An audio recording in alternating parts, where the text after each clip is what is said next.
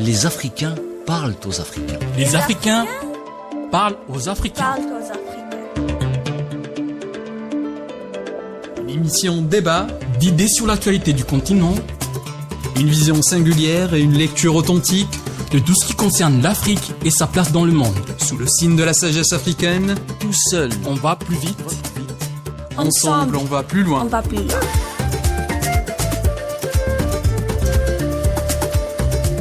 Bonjour et bienvenue dans Les Africains parlent aux Africains. L'émission d'aujourd'hui sera consacrée au parcours d'un homme qui a osé dire non aux colonialistes français dans un contexte complexe.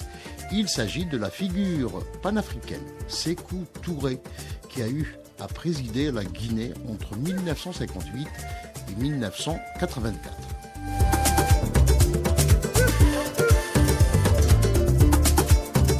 Pour de nombreux Guinéens et pour les militants panafricanistes, Sékou Touré reste celui qui a dit non au référendum du général de Gaulle le 28 septembre 1958. L'ancienne génération guinéenne, celle qui a pris part à la lutte de libération et à la lutte pour l'indépendance, considère Sékou Touré comme une figure de la résistance à l'ancien colonisateur.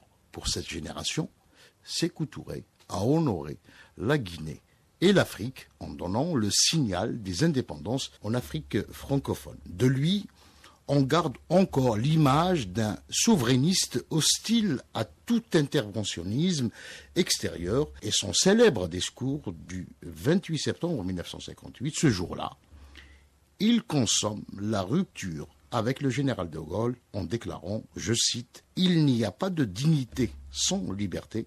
Nous préférons la pauvreté dans la liberté à l'opulence dans l'esclavage. » M'accompagne dans cette émission qui est consacrée à la figure de la révolution africaine Sékou Touré, Moustapha Mohamed Moustapha, Ayouba Idi Ali et Samuel Hakizimana. Les Africains parlent aux Africains. Les Africains parlent aux Africains. Quand on parle de Sékou Touré, on imagine ce contexte des années, fin des années 50 et le début des années 60, c'est la période des indépendances en Afrique, marquée par de fortes personnalités, n'est-ce pas, Moustapha? Effectivement, Sékou Touré, c'est une des figures emblématiques, justement, tête de proue, justement, dans la lutte anti-colonialiste, surtout, voilà, à l'époque. Dès le début de 1960, oui, justement. Et il fut un des premiers présidents africains qui a demandé l'indépendance de son pays, malgré les ressources qui sont limitées et tout. Et donc, on peut parler de lui aujourd'hui comme étant un des pères fondateurs du panafricanisme. Et non seulement il est panafricaniste, il est aussi un des nationalistes rares. Pourquoi? Parce que sa position était vraiment très critiquée, parce qu'il semble être vraiment très hostile, voilà, quant à l'impérialisme français, justement, et aussi d'autres impérialistes occidentaux. Donc, c'est quelqu'un qui est resté aujourd'hui dans la tête de tous les Guinéens et surtout les Africains également. Anticolonialiste, souverainiste, Ayouba Idi Ali. Et effectivement, c'est un arabe, comme l'a introduit d'ailleurs le collègue Moustapha. Aujourd'hui, nos auditeurs se posent la question, qui est Sékou Touré? Sékou Touré était un homme politique guinéen qui a joué un rôle crucial dans la résistance coloniale de la Guinée contre la domination française, comme il a dit. Il est né le 9 janvier 1922 à Fara en Guinée. Voilà. Donc Touré a commencé sa carrière politique dans les années 1940 en tant que membre du syndicat. Il a d'abord milité comme dans le syndicat des enseignants. Après, il a créé le mouvement révolutionnaire qu'il a mené d'abord comme député à l'Assemblée, où quand le général de Gaulle dans les années 58, a fait le tour en Afrique pour demander aux Africains d'accepter la liberté, mais au sein de la communauté française. Les Guinéens ont voté à 97% non contre cette proposition et ont préféré l'indépendance totale. Voilà d'où la citation populaire de Sékou Touré, qu'il dit « Nous préférons la dignité dans la liberté que l'opulence de l'esclavage. » Cet homme a combattu le colonialisme, a contribué à une prise de conscience collective des peuples africains, car c'était une lutte collective. C'est ainsi que la Guinée fut le premier pays africain à accéder à l'indépendance. Mais c'était une lutte aussi... Juste pour compléter ce que Aïba vient de dire, le premier pays africain colonisé par la France. Par la France. Oui, par la France, etc. Oui, juste pour compléter aussi, il a parlé un peu de son parcours. On peut parler aussi des années 1940 en 1945, où il a rejoint le Parti communiste français, où il a milité contre le droit de la classe ouvrière, etc. Arrivé jusqu'en 1947, où il est un des membres fondateur du Parti démocrate guinéen, du Parti démocratique guinéen, qui PDG, comment on peut dire le PDG, qui était même le parti au pouvoir par la suite. Sékou Touré, moi je dirais, quand j'entends son nom, j'entends cette fierté d'une personne qui reconnaît sa valeur. Si une personne peut dire devant le général de Gaulle en disant « Nous préférons la pauvreté dans la liberté que la richesse dans l'esclavage ». Imaginez une personne qui balance ça à une personne qui faisait trembler les colonies françaises. Mais il balance ce discours en disant avec fierté, où on s'est dit, nous voulons juste la liberté. On s'en fout de ce que vous pouvez nous donner comme richesse. Nous voulons la liberté. C'est ce qui est la plus primordiale. Et à travers ça, j'aimerais ajouter une des phrases mythiques. Il avait dit, l'Afrique ne peut pas être développée par l'aide étrangère. Elle sera développée par ses propres ressources humaines et matérielles. Ce qui montre qu'il savait c'est quoi la vraie richesse. La richesse, c'est pas seulement ce qu'on peut donner comme monnaie, etc. La richesse est dans sa population. Il avait compris ça. Et il a balancé devant le général de Gaulle. Ce qui montre cette fierté qu'il dégageait en sachant qui il était en tant qu'Africain avec ses valeurs. Il voulait prôner la liberté du peuple africain parce qu'il savait que la richesse est dans ses enfants. La richesse dans ses enfants, panafricaniste jusqu'au bout, et puis voilà un homme qui a su, durant cette période des indépendances, déjouer les manœuvres des colonialistes qui voulaient installer un système néocolonialiste et imposer le souverainisme dès 1958, Moustapha. Effectivement, donc même sur le plan international, on reconnaît Sékou Touré par sa position des non-alignés. Même concernant la guerre froide, il a été toujours clair dans sa position. Il n'a jamais voulu se soumettre à toute forme de domination ou de l'impérialisme occidental. Voilà pourquoi on l'a toujours critiqué. C'est vrai, sa personnalité aujourd'hui est un peu, je sais pas, on peut dire, tu vois, quelquefois qui fait tant de contradictions, mais je crois qu'il reste toujours un des plus grands panafricanistes et nationalistes africains que l'Afrique n'a jamais connu. Effectivement, donc oui, oui.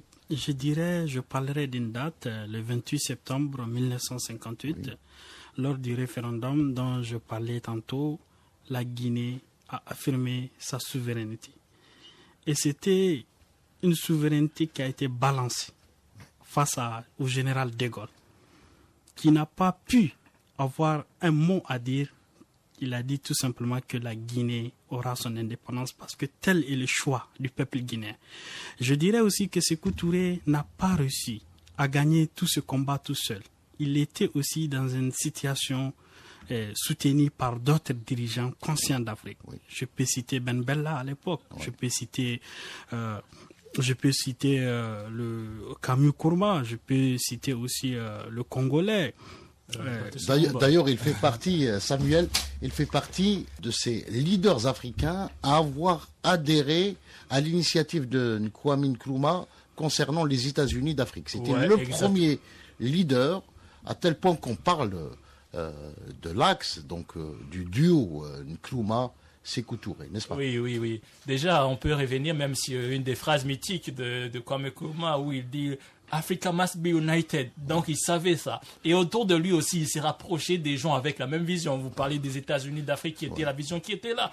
Même à travers ça, on peut regarder, même Sékou Touré, il avait dit « Le peuple guinéen est un peuple souverain, fier et digne. » Et ça montre ces côtés-là où il y avait des hommes à l'époque qui s'est battu pour cette Afrique libre et souveraine, parce qu'il savait déjà la richesse qui résidait dans le peuple africain. Et non seulement ça, il voyait cette vision en disant « j'ai besoin de mon frère africain pour atteindre ». Il y avait cette évolution pour faire une Afrique unie, pour un peuple uni, fier. Parce que si on regarde très bien, ils avaient tous cette idée en disant « nous sommes un peuple libre et fier ». Ils s'est battu pour ça. D'ailleurs, Mustapha, il va appuyer, soutenir les mouvements de libération à l'époque, tels que l'ANC, mais aussi le Parti africain pour l'indépendance de la Guinée et du Cap-Vert, d'un autre leader, Cabral, oui. Justement, oui. Il a toujours tissé des liens forts avec d'autres nationalistes, dont Cabral, Kwame Nkrumah. Il l'a même hébergé chez lui. Il lui a même proposé d'ailleurs de co-diriger la Guinée lorsque Kwame était empêché de rentrer chez lui, exactement. Justement. Oui. Et aussi même il a participé même dans d'autres mouvements révolutionnaires, dont le mouvement de l'Algérie, justement. Oui. Donc aujourd'hui, Kwame est l'un des fondateurs de l'idéologie de l'Union africaine. Ayouba, effectivement, donc nous parlons des rapports d'amitié, de solidarité entre ces grands leaders, les pères fondateurs de l'indépendance, comme on les appelle. Donc, pour un peu illustrer la bonne relation qui existait entre Sékou Touré et Kwame Nkrumah, Sékou Touré avait dit Kwame Nkrumah n'est pas un Africain. Il a dit c'est un homme tout court. C'est-à-dire, il voulait dire qu'il incarne l'humanité humaine. C'est-à-dire voilà. Donc, c'est pour un peu illustrer les qualités qu'il reconnaît à ces grands leaders africains. L'indépendance de la Guinée fut l'un des plus brutales, où le colonisateur a détruit des écoles, a cassé des immeubles qu'elle a construits lors de la colonisation, parce que De Gaulle, envahi par son orgueil, le colonisateur envahi par l'humiliation d'un pays qui disent non, nous voulons notre liberté, ils ont tout cassé. Ils ont tout cassé, les écoles, pour laisser la Guinée... Toutes les infrastructures importantes, exactement. Pour laisser la Guinée dans une situation très difficile, déplorable. Mais Sékou Touré, quand il était à Paris, il ne faut pas l'oublier, il a dit « Je ne suis pas venu pour quémander. Nous allons parler comme un peuple digne et libre. » C'est ce qu'il le dit, les responsables. Il l'a dit devant tous ses dirigeants. Et il a pu instaurer, c'est vrai que son gouvernement a été traité d'autoritaire et ainsi de suite, mais Sékou Touré a pu vraiment lancer les bases d'une Guinée libre et indépendante, dont jusqu'à là, la Guinée continue à profiter de ce que Sékou Touré a fait. Bien sûr, riche d'une histoire, une histoire indépendante, riche d'une histoire fière auquel les Guinéens ou bien l'Afrique tout entière peut aujourd'hui s'en glorifier. On peut en profiter et dire que Sékou Touré en réalité représente un homme qui a refusé de rejoindre une communauté franco-africaine proposée. Plutôt que ça, il a préféré une population libre. Il s'est battu pour ça. Malgré tout ce que Ayouba vient de dire, il y a des écoles qui ont été détruites parce que c'est l'orgueil qui est là. Parce qu'on s'est dit comment le général de Gaulle aimait le dire. Il aimait nous qualifier des sous-hommes en quelque sorte. Comment un sous-homme peut oser dire non auprès de toute une nation en disant non, nous préférons la liberté. Et là, c'était comme une forme de punition qu'on voulait lui montrer, mais il n'a jamais abdiqué. Et il avait toujours ces valeurs qui étaient là. Nous allons jamais rejoindre cette communauté. Nous préférons cette liberté malgré notre pauvreté. Et puis c'était l'un des rares dirigeants à avoir donc pensé à doter son pays de sa propre monnaie. Donc il a refusé le franc CFA. Oui, effectivement. Voilà une des raisons de sa chute aussi.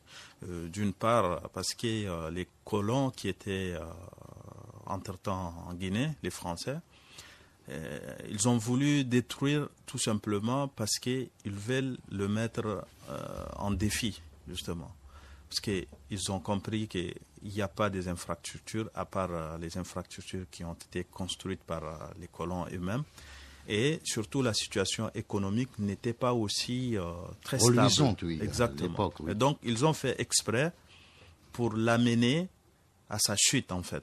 Ça, c'était une des causes profondes qui a causé, parce qu'après, on s'est rendu compte que la situation économique est devenue chaotique, ce qui a provoqué des tensions au niveau de population, ainsi de suite. Mais Sékou Touré était un nationaliste. Pourquoi? Parce que pour lui, pour qu'il y ait liberté, il faut d'abord la dignité en fait. Et la dignité, c'est d'abord être libre, avoir sa propre monnaie justement. Parce que à quoi sert d'avoir une monnaie ou bien l'argent entre les mains de quelqu'un d'autre qui va te gérer? Ça veut dire que tu vas toujours dépendre de cette personne. Pour lui, l'indépendance veut dire tout simplement être libre de façon autonome et indépendant. Et il veut toujours maintenir cette position-là d'un État souverain où l'État est libre d'entretenir des relations directes avec n'importe quel pays, mais avec une relation d'égalité en fait, de respect, justement, c'est ça. Et les autres, ils ont profité en disant que Sékou Touré était un socialiste. Ils ont commencé par mélanger en fait, pour lui donner tort. Effectivement, donc permettez-moi une fois de plus de citer ces figures emblématiques, Sékou Touré toujours, car on parle de lui. Il dit l'indépendance politique est une condition nécessaire, mais elle n'est pas suffisante. La vraie indépendance est économique et culturelle. Je pense que Samuel a déjà relaté cette citation. C'est pour dire que Sékou Touré avait compris que l'indépendance ne saurait être parfaite, ne saurait être totale, si elle n'est pas économique et culturelle. C'est pour cela que quand le colonisateur voulait dominer l'Afrique, elle a envoyé un certain nombre de mouvements, d'abord dits civilisationnistes, qui sont venus pour changer notre culture, pour nous déraciner de nos sources, afin de nous coloniser parfaitement, pour que nous pensions français et que nous nous sentons inférieurs, parce que ils veulent nous manipuler dans ce sens où nous allons dire que nos traditions, nos cultures sont archaïques, alors que l'Afrique, elle a toujours été un continent organisé autour de ses chefs, autour de ses griots. Sékou Touré l'avait compris. C'est pour cela aujourd'hui la Guinée est fière, parce qu'elle est l'un des pays considérés comme les plus pauvres, mais qui a sa propre monnaie. Depuis combien de temps l'IMOA, la CEDEAO sont en train de lutter pour sortir de la domination du paternalisme français, afin d'avoir une monnaie innée appelée ECO, qui n'est plus le franc français, parce que quand j'attends franc CFA, j'attends toujours ces F, je sens qu'il y a le français dedans. Ils sont jusqu'à là en train de travailler pour mettre l'ECO. Mais ça a trop duré. Quand est-ce que tous ces pays ont eu l'indépendance? Moi, j'aimerais juste rebondir sur les mots pauvreté, parce que ça, c'est juste une question de perception, en fait. Sinon, le continent africain est l'un des plus riches de la planète, en fait. Parce qu'on nous a fait croire depuis longtemps que nous sommes des pays pauvres ou des continents les plus pauvres. Non, moi, j'apporte cette contre-vérité-là. L'Afrique est l'un des continents les plus riches. Raison pour laquelle aujourd'hui, tous les restes sont dirigés vers le continent africain. La plus grande richesse, c'est la jeunesse en réalité. Si vous avez cette manne, vous avez cette population. Nous avons actuellement en Afrique, nous avons une population éduquée. Nous avons tout ce qu'il faut pour se développer. Et il faut comprendre une chose. Vous savez, les hommes passent, mais les idées restent. Vous savez, les idées de nos chers héros qui ont passé sont restés en Afrique. Aujourd'hui, nous sommes là parce qu'il y a certaines personnes qui ont donné la vie. Quand on entend un jeune comme Samuel s'exprimer, tu vois, c'est ça. Et aujourd'hui, la richesse, c'est l'être humain. On dit, il n'y a que des richesses d'hommes, en fait. Et voilà. Effectivement, aujourd'hui, en tant que jeunes Africains, nous nous posons tous la même question. Pourquoi, dans les médias, quand on cite un pays comme le Niger, comme la Guinée, on ajoute toujours c'est l'un des pays les plus pauvres de la planète? On entend ça partout. C'est un grand paradoxe qui doit interpeller les jeunes. Aujourd'hui, les jeunes doivent se mobiliser, doivent se mettre au travail, doivent avoir des initiatives, des projets constructifs pour ce pays. Il ne suffit pas juste d'être victime. Il ne suffit pas juste de dire, bon, nous n'avons pas la technologie.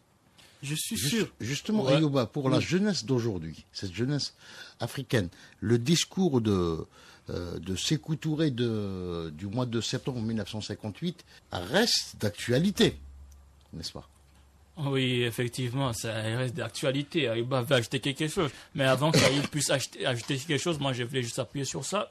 Il faut que la jeunesse africaine, nous puissions comprendre que personne ne fera ce que nous devons faire à notre place. Si nous ne valorisons pas nos propres richesses, si nous ne valorisons pas les noms de nos pays, si nous ne valorisons pas tout ce qu'on a, personne ne viendra les valoriser à notre place. Parce que c'est ça, il faut comprendre en disant, nous sommes cette génération, il ne faut pas qu'on attende que les autres puissent louer nos pays ou notre continent. C'est à nous de le louer, c'est à nous de le valoriser, c'est à nous de le montrer. Parce que si on dit que c'est l'Afrique, il y a des pays les plus pauvres, comment ça le plus pauvre? Plus pauvre dans quoi?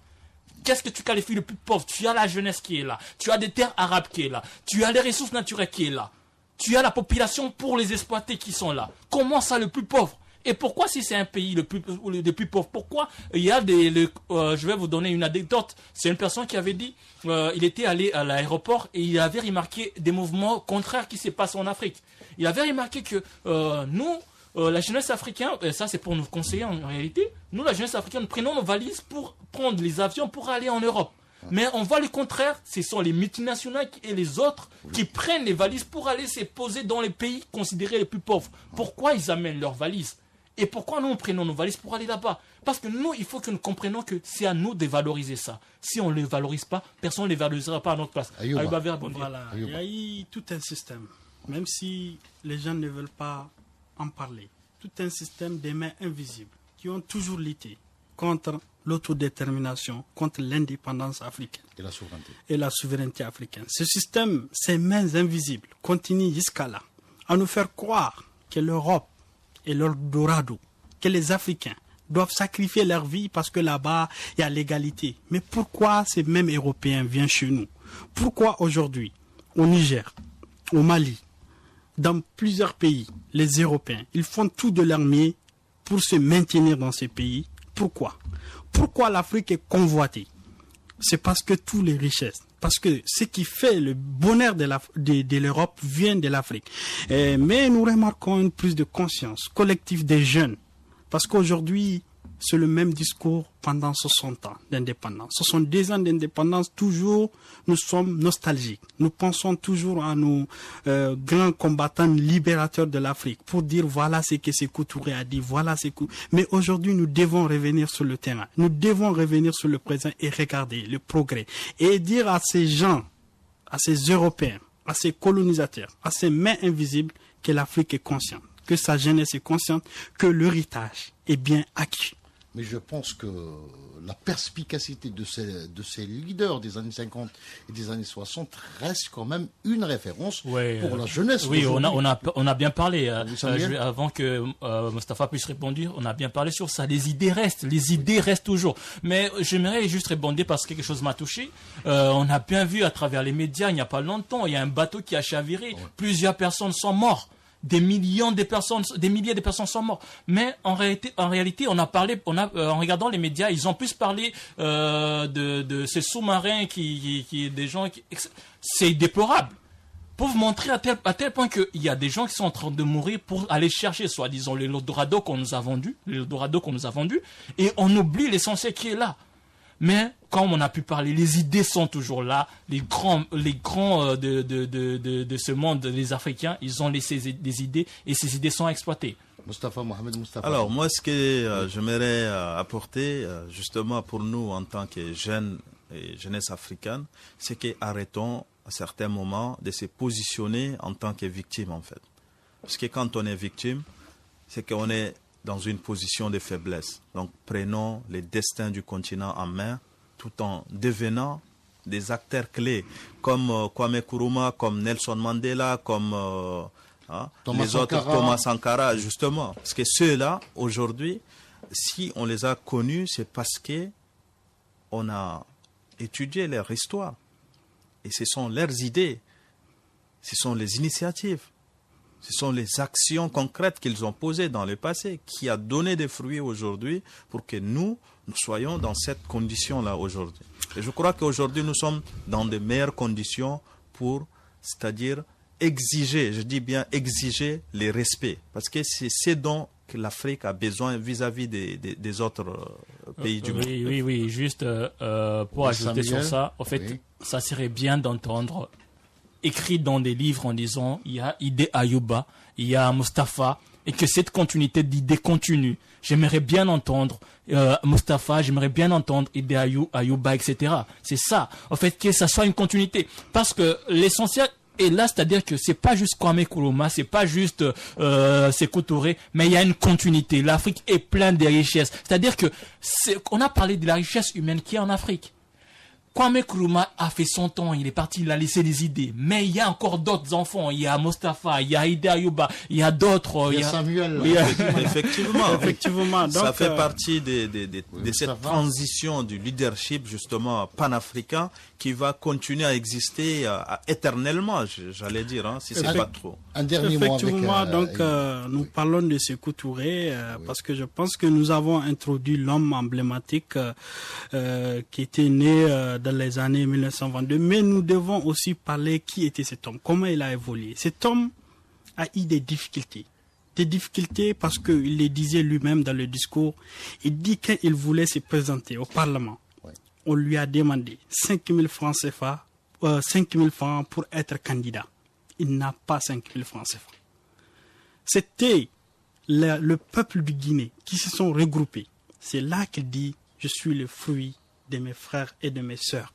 Ce sera le mot de la fin de cette émission. Je tiens à vous remercier vivement. Mohamed Mustapha, Idi Ali Ayouba et Samuel Akizimana. Messieurs, je vous remercie encore une fois. Je tiens à remercier également ceux qui nous ont suivis sur les ondes d'Ifriqiya FM, la voix africaine.